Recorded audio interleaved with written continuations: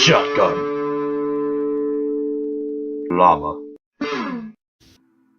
Hello all! Today I'm going to be talking about various logic gates that you can use in Minecraft with Redstone. They're all pretty simple, except for two. But let's start with the simplest of the simple, the inverter. Now, as we saw last time, Redstone's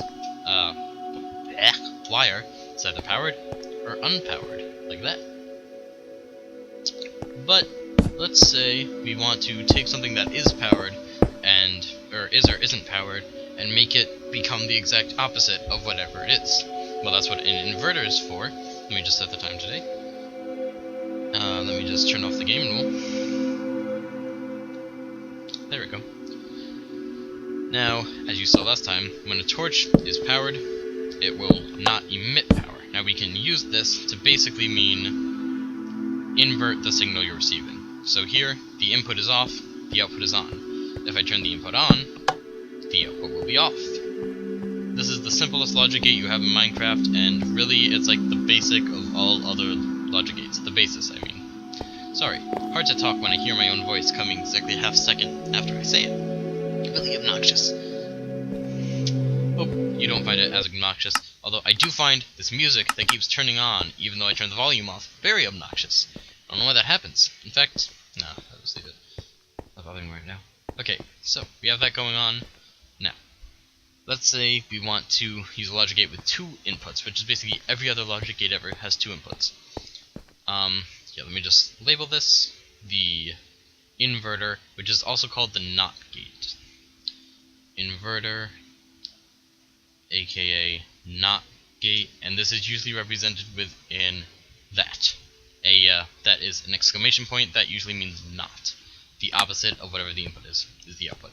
Now let's say we have two inputs, and we want the output to be on as long as either of the inputs is on. So the only time the output will be off is when both inputs are off. Well, that's called an OR gate, and in Minecraft that's very simple to do. You just do that. Just leave the wires together. We have two inputs, they're both off, output is off. One is on, output's on, both are on, output's on, other one's on, output's on. So that's the OR gate. Let me go ahead and label that. OR gate doesn't really have another name. I'm going to put inclusive here, just to be specific. You'll see why in a few minutes. And this is usually represented with this vertical line. That means OR, usually.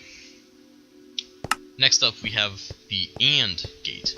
Now, let's say that you want something like the OR gate, except you want the output to be on only when both inputs are on.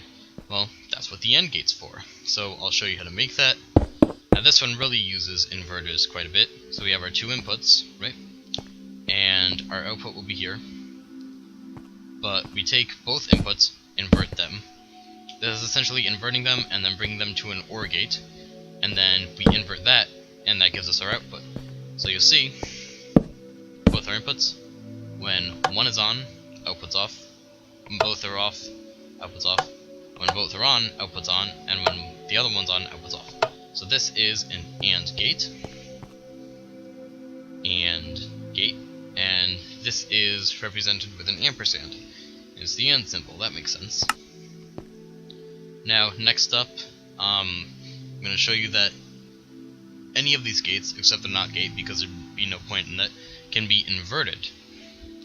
So, I'll start by inverting the AND gate, and that makes it something called a NAND gate, which means it's on whenever the AND gate would be off. So, in all cases, except for when both inputs are on, the output of the NAND gate is off.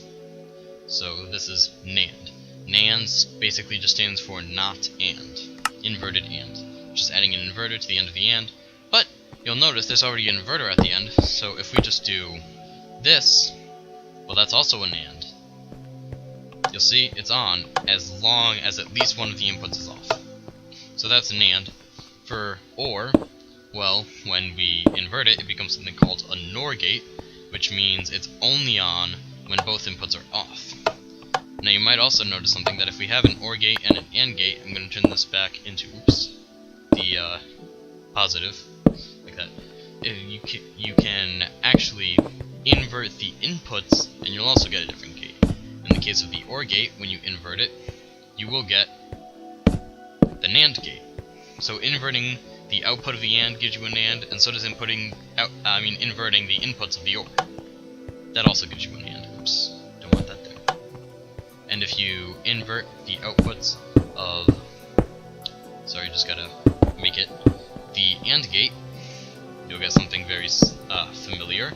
You will end up with a NOR gate. It will be on as long as both outputs are off. Or if one of them turns on, output turns off. Alright, so those are the basic gates.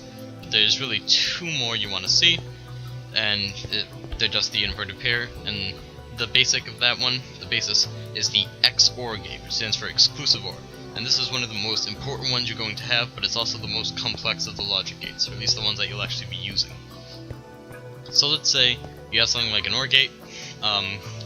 You want it to be on when one input is on, but in this case you don't want it to turn on when both are on. So you want it to turn on when only one is on. Now something you can actually do is take the output of an OR gate, which means that at least one is on, and take the output of an AND gate, which means both are on. So if the OR is on and the AND is off, or the AND is not on, then you put them together through an AND gate if both are true, and that's the XOR. So let me build that. Start with an OR, like that. Can't really, like that.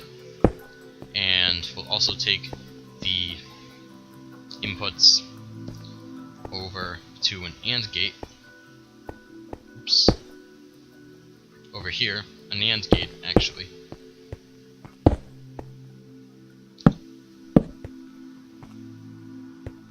And then we'll take these to an AND gate, like this. Just get rid of some of this.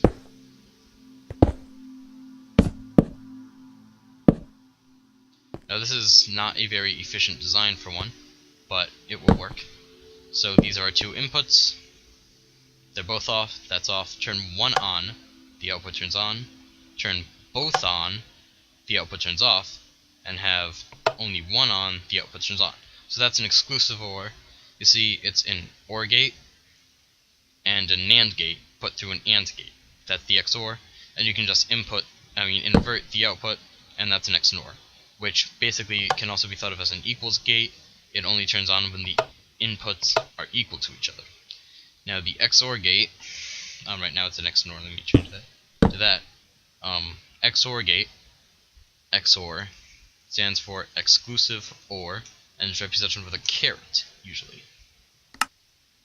Like that. What's happening?